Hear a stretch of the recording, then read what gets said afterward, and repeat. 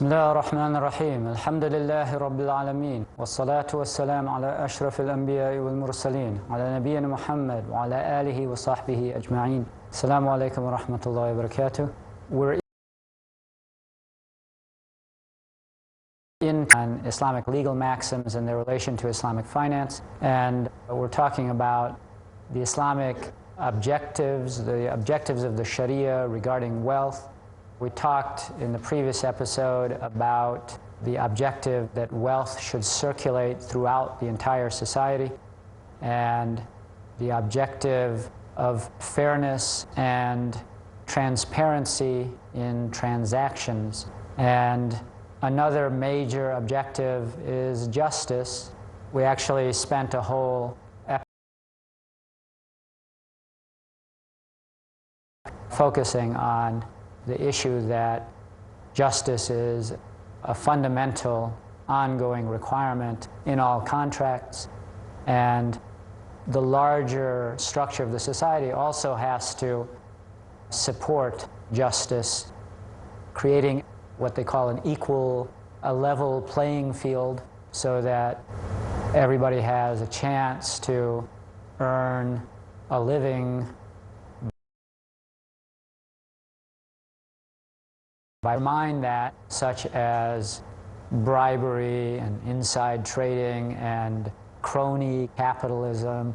We could go on at length about that, but what I'd like to focus on in this episode, start to look at the contracts that are used in Islamic finance in order for banks to carry on their business, Islamic banks, to fulfill these objectives that we've been speaking about in the economy. The cornerstone for all of this is the statement of Allah, وَأَحَلَّ اللَّهُ الْبَيْعَ وَحَرَّمَ trade lawful, and He's prohibited riba. And so bay' is a generic term that covers many kinds of exchange contracts. So the nature of Islamic finance is that banks engage in some form of bay', which Allah has allowed, as opposed to riba, which He has prohibited. So if we look at what is the most fundamental transaction, that which is mentioned in the verse is, if I have a good and you give me a price for it, I exchange with you the good for the price, everybody knows that's a sale. And that's what's called your ordinary sale, a sale of corpus with immediate transfer. And for something to be valid for being sold, something of this nature, it has to fulfill the Sharia definition of wealth. So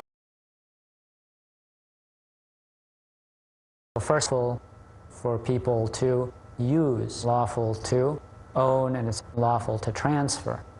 And it also has to have some usefulness.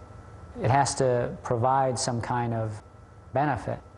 And it has to be something that people are willing to pay for. Now, what people are willing to pay for may change over time.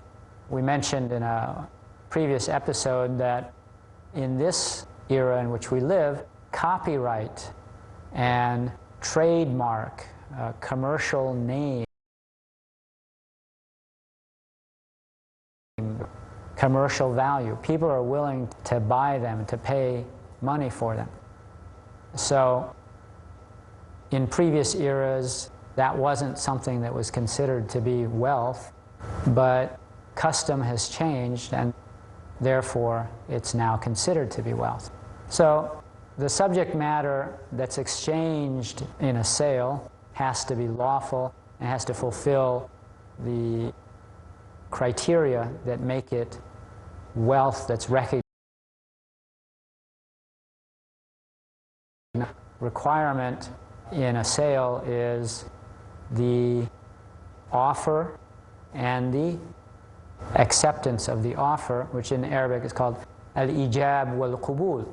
And as we mentioned in a previous episode, these two expressions on the part of the buyer and the seller, they are the outer manifestation of rida, their freely given consent to the contract. And then the contract should also be free from certain factors that would make it prohibited, unlawful conditions, or ambiguity,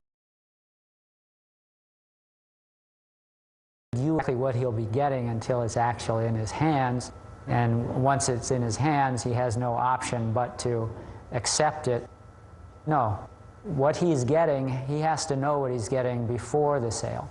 And so this is, if you don't know, that's called jahala, and jahala spoils these exchange contracts. And something that's a related concept is gharar, which is this ambiguity related to the contract. Contract can be designed in a way where that ambiguity quantity, then it would spoil the contract.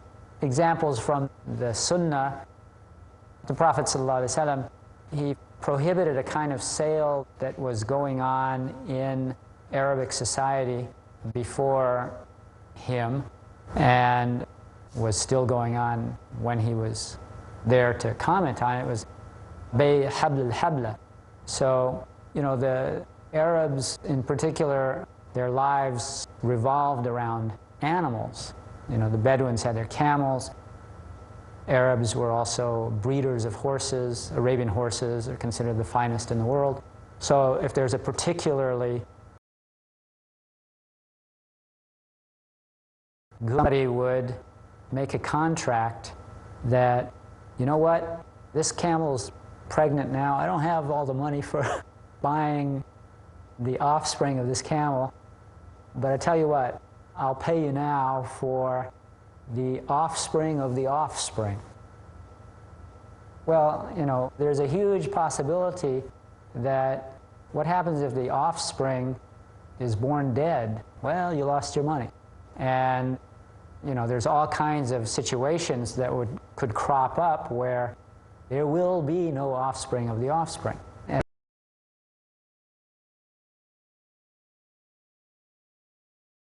related to sales that we like to examine. And these are in order to understand the category with all of its subdivisions. The first issue is that what we were talking about just now is an ordinary sale where there's a concrete good, something that you can touch or that can be classified as wealth. It's a thing in some way. So that's called sale of a corpus. And there's another, which is a sale of usufruct, which is ijara. Okay, we're going to take a break and we're back, inshallah.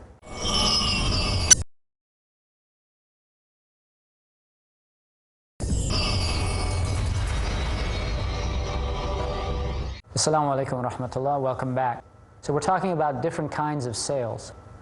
The sale that first comes to mind when the word sale is mentioned is a sale of corpus. I pay a price and I get something which I can then take into my possession, and that corpus, that thing, now belongs to me.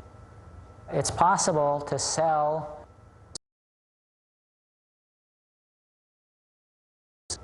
ijara, and ijara can be of human labor, in which case that would be a labor contract, or it can be the lease of a thing, an animal or a thing. So examples of that would be leasing real estate or cars or tools, ships, airplanes. There's all kinds of things that can be leased. And then there are certain kinds of contracts which are a combination of labor and corpus. For example, istisna, which is a manufacturing contract. It's a contract to build me a house. So the builder and the buyer agree on the specifications, and the builder provides labor, his own or subcontracting, and he provides the materials, and then he produces this house at a price agreed to between the two parties. And so istisna is different from ijara by definition, and that's what makes it different from a labor lease. It would be different if somebody wants to build a house and he goes down to the corner, like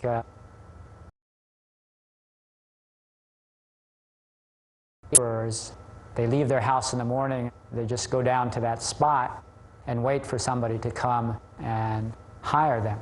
So conceivably, somebody wants to build a house, he buys all the materials, and he becomes his own contractor, and he hires laborers to do the work for him. That's different from istisna, because in istisna, the builder is providing the labor and the materials. Now, if we go back to your basic kind of a sale, there's also a division with regard to the time in which delivery occurs. So there's a kind of a sale where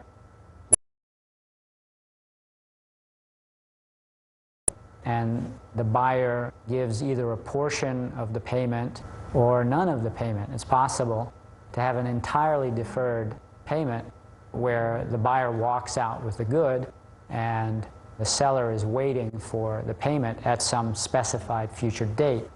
In cases like that, how does the seller know he's ever going to get his payment? In those situations, normally the seller is going to take security. So the buyer has to provide some kind of collateral, a pledge that will cover the seller's loss in case the buyer tore, and that means he can secure his payment. The flip side of that, as we've mentioned in numerous previous episodes, is immediate payment for delayed delivery. The buyer gives the money right now, and what is it he's getting? He's going to be getting something that has been rigorously specified, a specific quantity on a specific day in the future. So doing all of that will provide the necessary information to prevent disputes. And this kind of a sale is the Sunnah and Ijma'.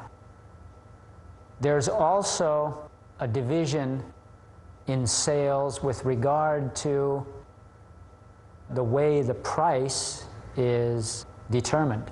So there are trust-based sales and there are negotiated sales. So a trust-based sale is what we were talking about in previous episodes. We mentioned murabaha. In murabaha, the buyer comes to the seller and he says, I want that good.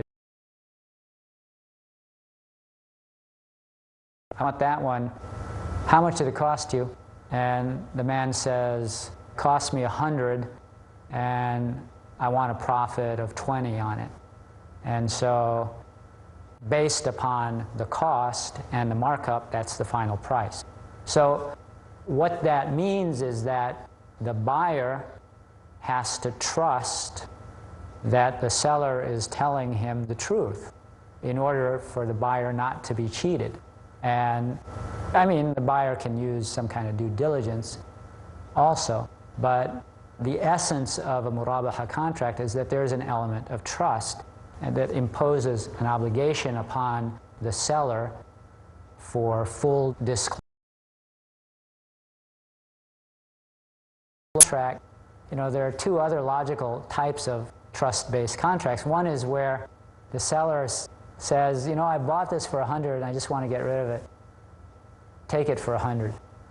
So cost without a markup. People do that. Particularly, you know, somebody who bought something, he's not in the business of buying and selling. He bought it and now he doesn't want it. He just wants to get rid of it. And then you also have what is called a discount sale, where the seller is liquidating, for instance, his stocks, or a clearance sale. You see these signs on stores from time to time, and that's a sale where the price is not arrived at based upon a disclosure of the cost to the seller. The seller just says, I want 100 for that. And in normal stores in the West, which is my experience, that's the way all stores work. You walk into the store, there's a price. And if you're willing to pay that price, then you buy the item and you walk out with it. That's musawama also. It's also musawama if the seller says, I want 100, and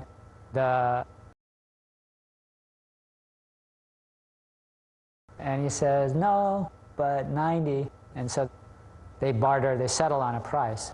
That doesn't happen too much in stores in the West. It happens maybe a lot more in places like India.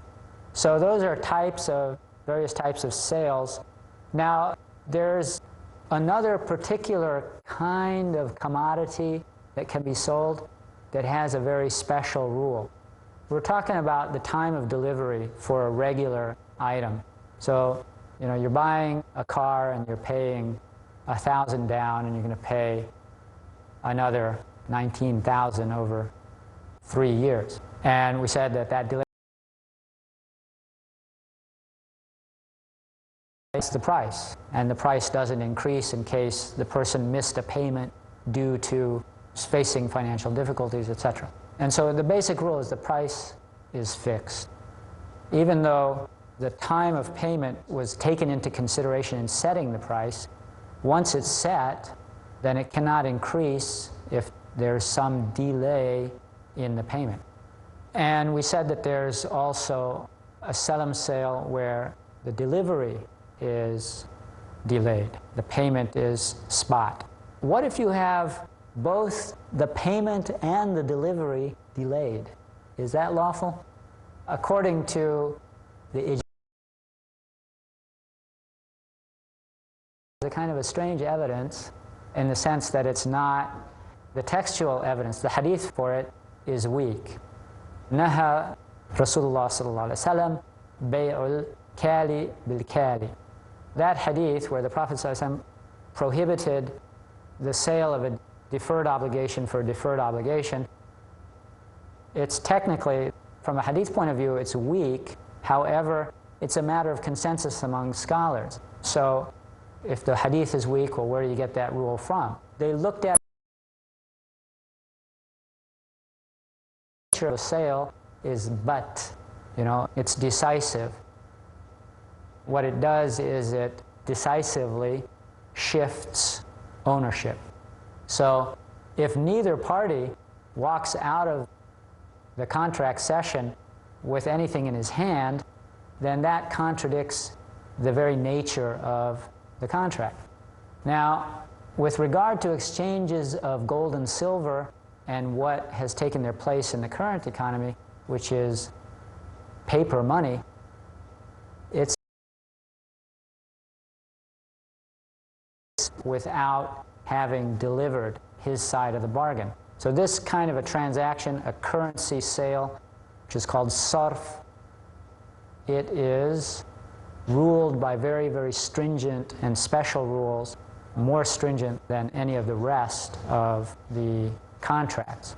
If we look at ijara, at a lease, there's also different kinds of ijara. One kind is an operating lease, that's what we're familiar with. And there's another kind which is a financing lease, where you lease for a while and then you transfer ownership at the end of the lease. And then there's one other kind of lease which is dhimma, which is similar to a salam sale, except that it's a sale of usufruct and not of things per se. We've come to the end of our time. Assalamu alaikum wa rahmatullahi wa barakatuh.